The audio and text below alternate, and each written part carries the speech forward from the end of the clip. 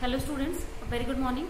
So here students, today let's start to discuss the AC circuits, and here first we will revise our chapter, and after that we will start to solve the MCQs problem based on this chapter. So as now in AC circuits, what we are going to do, first of all we are going to understand what is the AC circuit and what are the components of the AC circuit. After that, how many types of AC circuits we have, what will be the current, voltage, reactance and other all properties of that AC circuits, and later we will see power factor, and as well as we will see some devices here that is based on the AC current or voltages, that is like transformer, AC generator. So these all devices we will see. So let's now discuss our topics one by one here. So as in AC circuit, we have started our chapter by the introduction of AC current and voltage.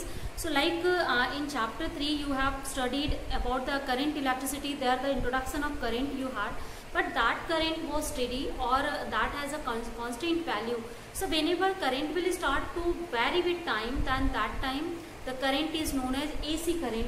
So as in the case of the electromagnetic induction, a method of production of induced EMF or induced EMF through electromagnetic induction is by rotating the coil in any external magnetic field. So if we are going to rotate any coil in external magnetic field, then that time the induced EMF that is obtained as NBA omega sine omega t. So this is now the value we are obtaining whenever there is the theta, means the orientation of the coil with respect to magnetic field, that is not changing. So in this case you will see omega is what, this is now the angular velocity through which the coil is rotating in magnetic field. Omega t is what, this is the angle through which the coil is making rotations. So whenever this omega t will change, according to that induced EMF or current will change. So you can plot a graph for this one. So suppose on this axis we are taking omega t, on this we are taking induced EMF. So when we have the value of omega t that is equal to 0, then that time sine 0 will have value 0 and we will have the induced EMF as 0. But whenever this sine omega t, suppose this has value now pi by 2. So for pi by 2 this will have the maximum value again. So for that case it will have the maximum value. So we will have the maximum value from here. Again here if you will see for the pi, then for pi again we will get 0. So if you will match this one, then again you can write at 270 and then 660. So the graph overall for these points if you will plot, so this will be the graph that you will obtain. Also if we have induced EMF and in some of the coil there is resistance R, we can find out the current in that coil. So the current in that coil is given by NBA omega upon R into sine of omega t. So through this you can also plot the graph for the current, and for current also it will be the same graph, because R is resistance of coil, that will be constant here. So this graph will be obtained. Now this graph, if you will see, this value is now continuously changing with time. So it means that this is now time varying current or time varying potential. So this kind of current is known as alternating current, that's value is changing, and continuously after half cycle you can say its value becomes alternate, means we we haven't the value of current in positive direction, it has negative direction, means current will have here two polarity. While in current electricity we haven't discussed for the polarity, there was only one polarity at a time for the current, but here there are two types of polarity, positive and negative for the current. Means after half cycle, after rotation of 180 degree, when it start to rotate from 180 to 360, it's the direction starts to change. Means if for 0 to 180 it is moving in or the current is producing in clockwise, then for 180 to 360 it will start to flow in along the anti-clockwise. So that's why we will have the alternate directions here. So this is just now, it is called alternating current, and the potential here that is developed also, this is known as alternating potential, because it is also changing with time. So this was the description about the alternating current and potential, and how can we generate it. We can generate it by electromagnetic induction, and in electromagnetic induction, when we will adopt the case of rotation of coil or change of orientation of coil in external magnetic field, that time this kind of the production of alternating potential and current we will obtain. So this is the method to produce first alternating current and potential. Now next one, here some of the very important definitions we have seen, like the mean value of current and potential. So what is now the mean value of current and potential? So simple, if any circuit, there are number of, you have seen that at different times there are a number of values of alternating current. So if suppose this is again our circuitry, so in this direction, if according to time, this is now omega t, and this is our alternating potential or current, this graph we have, and that time you can see over the cycle 0 to 180 or then 0 to 180 to 360.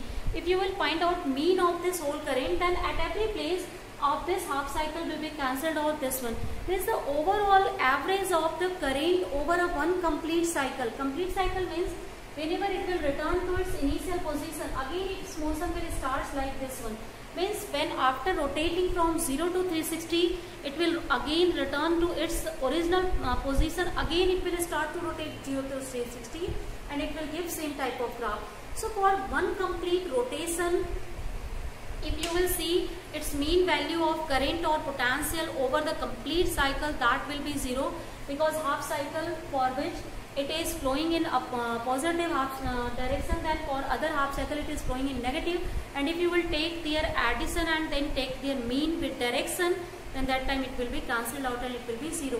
Means the mean over the complete cycle is 0.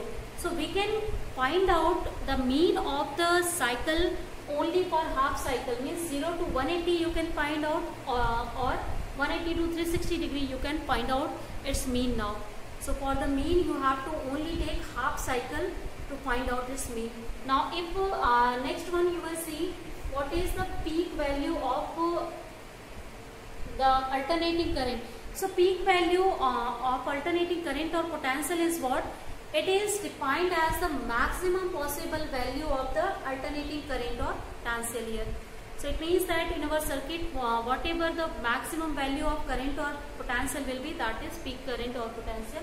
So like just now I have written the formula NPA omega sine omega t. So this is the equation for potential. It will have the maximum value whenever sine will have maximum value. So for the maximum value of sine, this value becomes 1. So this is now the maximum value of potential and it is known as now peak value of potential. Similarly, if we have to find out the maximum value of current or peak value of current, then if we will divide this one by R, then that will be equal to peak value of current now. So in our circuit, if you will see, for the supply of 120 volt that is coming in our home, we are obtaining the peak value that is near about 311 volt. So after the discussion on peak value, let's see the third very important term that is very necessary for alternating current and potential measurement, and that is the RMS value of current and potential. So what is now the RMS value of current and potential? The definition is exactly this value. For this value of potential, the power or the power is produced that is equal to heat lost in any of the conductor. So for that one you can just find out the relationship, and that relationship is denoted by ERMS, and for the current it is denoted by IRMS. And we are just after the solution we have found out the value of ERMS, that was equal to E0 by root 2, and value of IRMS, this was I0 by root 2. Now as just now you know, in our home 220 volt to 250 volt supply we are obtaining. In America we are obtaining 120 volt supply or to 110 volt supply. So for all that one you can find out what will be the maximum value of current or potential that is coming in our home, because in our homes the potential that is coming, that is the RMS value of potential and current, that is not the peak value, that is RMS value. So for that RMS value you can calculate the peak values there. Now why we need this peak RMS value of current or potential, why we don't need peak value?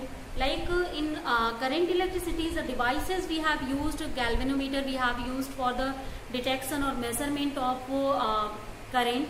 We have used ammeter there, voltmeter there, but here that devices we cannot use because that devices measure a constant supply. But whenever there is change in the supply for alternating potential or current, then that time as that devices are based on now heat produced in the coil, means greater will be the heat produced in the coil, greater will be the sensitivity of the coil now. So in that case, that type of galvanometer or ammeter voltmeter, that is not suitable for this case. So we are designing a new type of galvanometer or ammeter or voltmeter, that is called hot wire instruments, to detect or measure alternating current and potential, because these kind of potentials are measured in the form of RMS values, and for these RMS value we need the heat production, and for that heat production we are using here the concept of the hot wire instruments, in which we are using eddy currents production through which heat is produced, or other methods. So these are all the first information about the alternating current and potential. Now let's see our next topic, and that is AC circuits. Now AC circuits are what?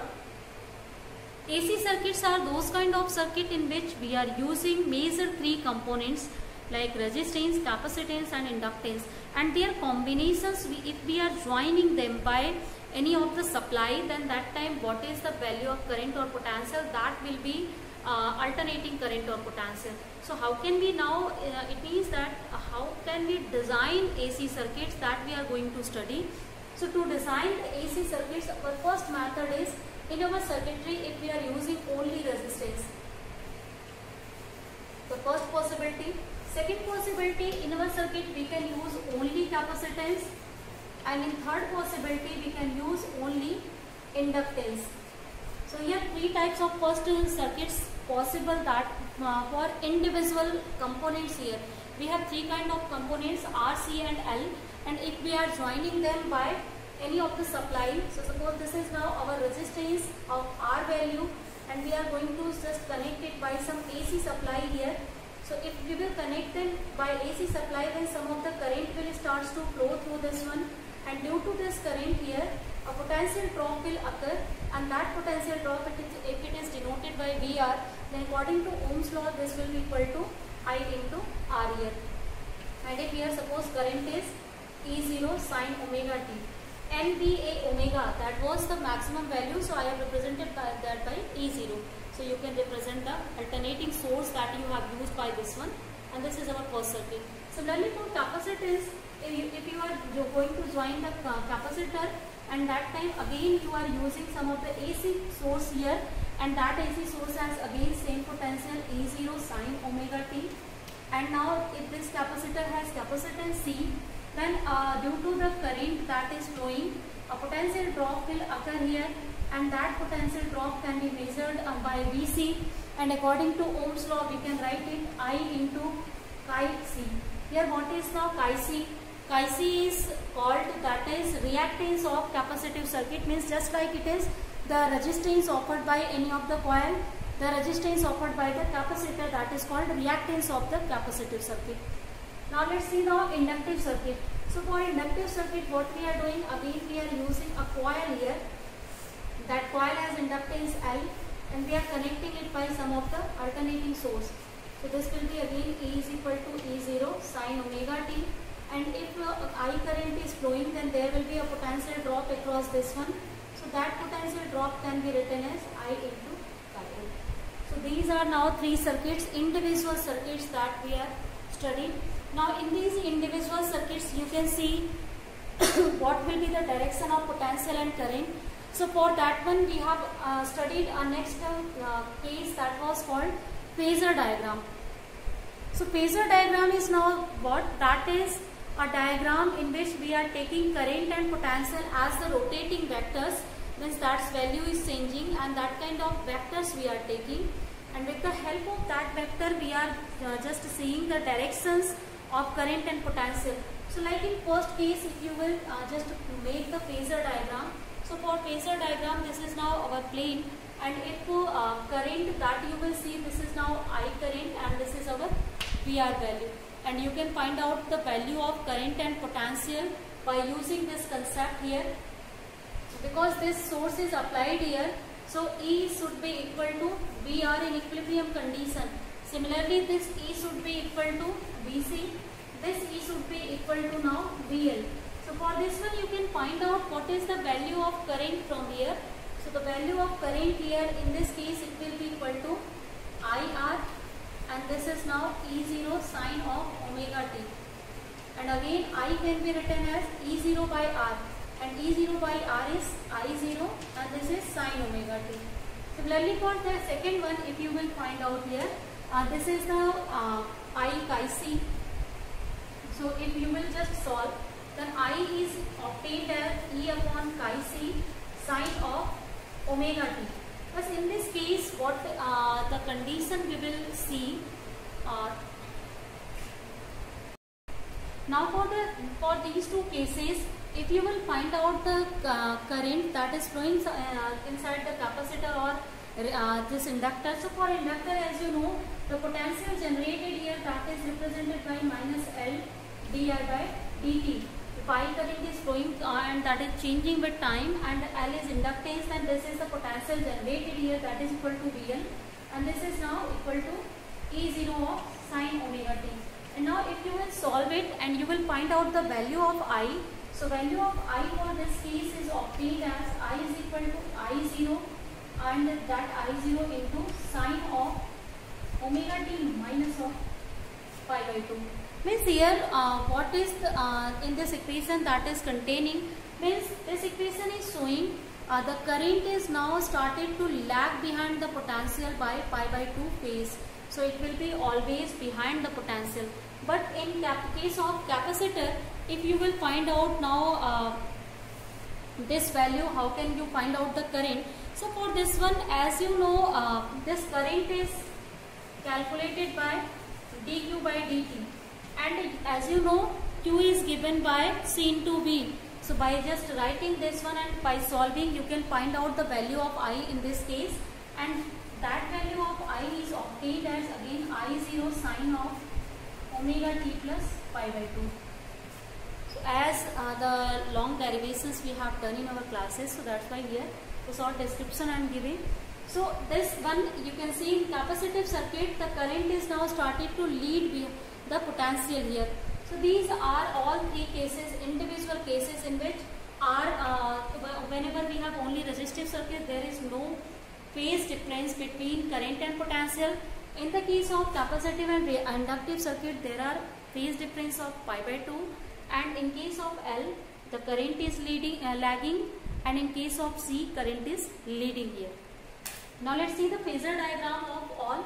So for this one case, as current and the potential both are in the same phase here, both are in the same phase, then that time if we are representing, suppose this is the direction of our current or this is direction of potential, so this will be same, will be the direction of current. So this is now our phasor diagram in which these are now rotating vectors that are representing the potential and current here on this one. Now let's see for the second case. For this one case, as here current starts to lead the potential.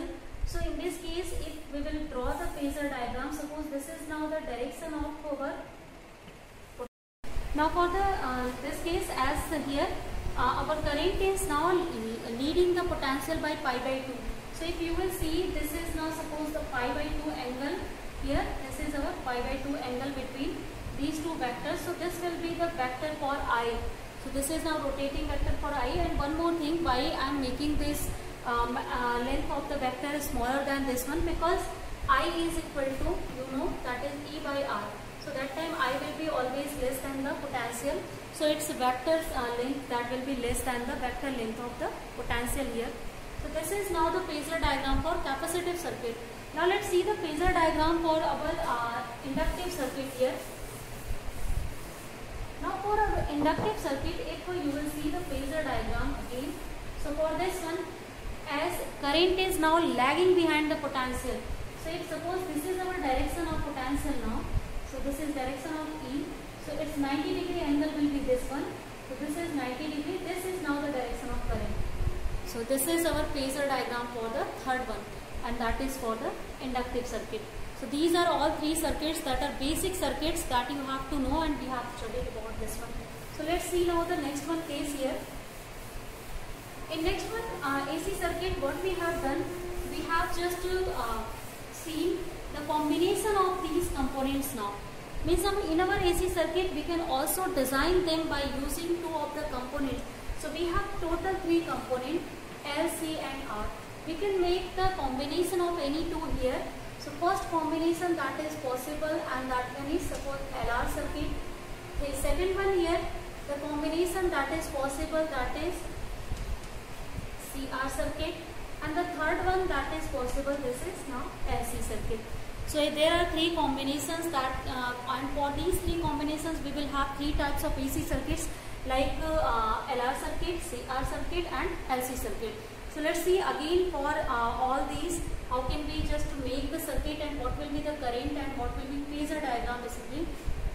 So for LR, what we are doing, we are using a coil of inductance L, and that time we are connecting that with a resistor of resistance R in series, and again that both are connected in series with the AC circuit. So this is now A is equal to our A0 sin omega t. This is AC supply. Similarly for this case, we are using a capacitor and we are using a resistor in series combination, and then we are connecting them by an AC source, and that has potential E0 sin omega t. And for the third one, we are again using a coil that has inductance L, and we are using a capacitor that has capacitance C. Again we have joined them in series, and that time we are again obtaining this source here. So these are now the three cases for the combinations of these three. Now in this combination, if we have connected the circuit is closed, then current will starts to flow. So if current is started to flow, then that time due to this current, as this has capacitance C, it has reactance R. Then in this circuit, first a voltage drop will occur here through the inductor, and that voltage drop is VL, and this VL can be calculated by the Kirchhoff's law, and according to that one, this will be I into chi L. Chi L is what? Reactance of inductive circuit. Similarly, if I current as in series, current will be same. So here the voltage drop is obtained as IR. Like in this circuit also, you can just represent the voltage drop. So this will be I into chi C. In this circuit, it will be again I into R. This is suppose VR we have. And the last one here VL, this is I into chi L. And here this is VC, this is I into chi C. Here should be chi L, yes. So this is now the three circuits we have. Now let's make first the phasor diagram of this one. So if we will make the phasor diagram of this, so for the phasor diagram, as we know, in inductive circuit the current is lagging behind the potential, but in resistive circuit it is in the direction of potential. So we can now make the directions here of the current in both of them. So for both of them, if you will make the circuit, then that time, if this is now the direction of our VR, so this will be the same direction of current, and as in circuit current is same, so we are keeping the direction of current as same. So this is suppose the direction of current. Now if direction of current is this one, so as current is lagging behind the potential in L, then that time we will make our L this side. So this is now the PL. So you can see this is our circuitry here, and now in this circuit you can construct a parallelogram. So if you will construct a parallelogram here, so through this parallelogram you can find out the resultant of these two vectors, because VR and VL is vector, and you can find out the resultant potential in this combination. So that resultant potential will be obviously VR square and VL square, because they are at 90-degree angle. So next term cos theta will be 0, and this will be obtained. Similarly for this one, you can make the phasor diagram. So for this one, as for resistive circuit, again this is the direction of VR, and this is the direction of current also. So current is leading, then that time VC will be here, because VC is lagging here. Again you can find out the resultant of these two by the same method. So this will be V is equal to VC square plus VR square, and in the last one here if we will again construct the phasor diagram for this. So for this one case, as for inductive circuit, suppose this is now the inductive circuit and we have made BL here, and this is as you know here the current is leading the potential. So if current is leading, and in this case, lagging the potential, here current is leading the potential. So if suppose we are making the direction of, this one is the direction of current, suppose this is now the direction of current, and now if this one is lagging, so this will be the direction of BL. So for this one case, as current is leading, then that time we can make it, this is the direction of BC. So this is the phasor diagram for the third one case. So current is lagging in one case, current is leading in one case. Now you can find out their resultant. So their resultant is depending on their magnitude. So if that is exactly equal, that will be cancelled out. If it is greater or less, then we can obtain according to this one. So I think student first phasor diagram, circuitry, and these all revisions are now clear. So let's end our class here for today. Rest of the topics let's discuss in next class. So thank you, students.